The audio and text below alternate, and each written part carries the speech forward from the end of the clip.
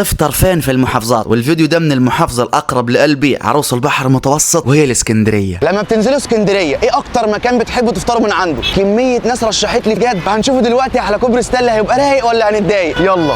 واحد طعميه، واحد فول، واحد بطاطس، وواحد طعميه محشيه. بس سندوتش الطعميه العادي هو ما بيرسوهاش زي عندنا في اسماعيليه، ولا بيحط لك الحبايه زي ما هي على طول. بسم الله. العيش حلو قوي، العيش جامد. ايه ده؟ العيش احلى من الطعميه والسندوتش اقسم بالله. ده الفول كان ب 12 جنيه والطعميه ب 15 جنيه. بسم الله. جامد قوي الفول ده. اخر واحد بطاطس كاتشب مايونيز، ده تقريبا كان بسعر 18 جنيه، فيعني لو في اي غلطه ولا حاجه يبقى صحها لك. العيش جامد يا جدعان، العيش جامد مع البطاطس. اوف، هو اللي محل الاكل اقسم بالله العيش بتاعهم ده.